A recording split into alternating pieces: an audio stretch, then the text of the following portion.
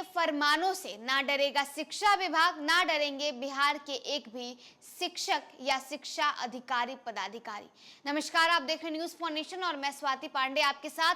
ये बातें हम इसलिए कह रहे हैं क्योंकि अब शिक्षा विभाग के एसीएस नहीं रहे के पाठक।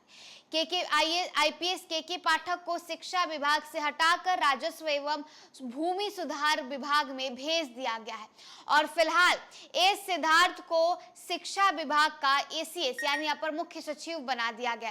दरअसल चुनाव खत्म होने के साथ ही साथ बिहार सरकार एक्शन मोड में नजर आ रही है। आदर्श आचार संहिता खत्म होने के साथ साथ नीतीश कुमार ने बड़े बड़े फैसले लेने शुरू कर दिया है। बीते दिनों बिहार सामान्य प्रशासन विभाग द्वारा ये नोटिफिकेशन जारी कर दिया गया था, ये जो है सूचना जारी की गई और ये फैसला लिया गया कि के पाठक को शिक्षा विभाग से हटा दिया जाए।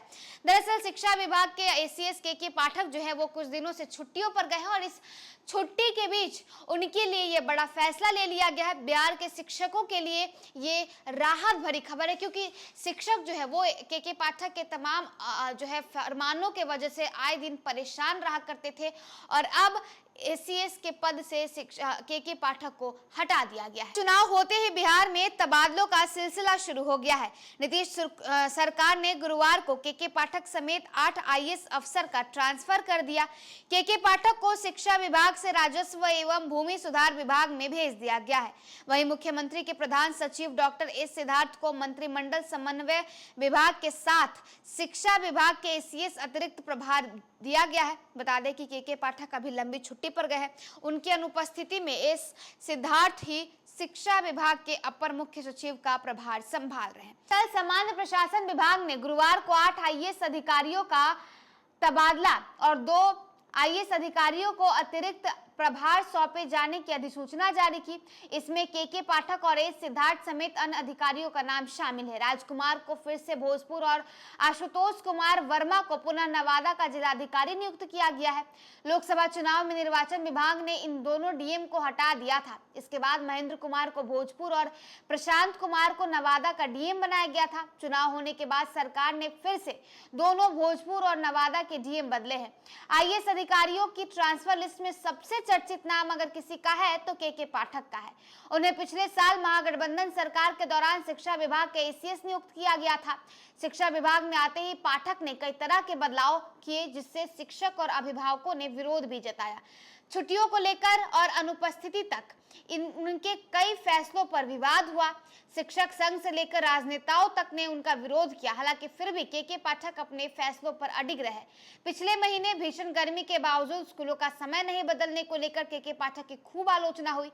इस दौरान राजभवन और विश्वविद्यालयों से उनका टकराव भी चर्चा का विषय बना रहा। लोकसभा चुनाव का मतदान होते ही के पाठक 1 महीने की लंबी छुट्टी पर चले गए। इसके बाद एसीएस के पद पर अब एस सिद्धार्थ को उनके अनुपस्थिति में शिक्षा विभाग का जो बड़ी जिम्मेदारी है वो सौंप दिया गया है। एस सिद्धार्थ ने पदभार संभालते ही के पाठक के फैसलों को पलटना शुरू कर दिया। सबसे पहले उन्होंने स्कूलों का समय बदला, जरूरत पड़ने पर गर्मी की छुट्टी भी कर दी। साथ ही स्कूल में लगातार अनुपस्थित रहने वाले बच्चों का नाम काटने का निर्देश भी जारी किया गया।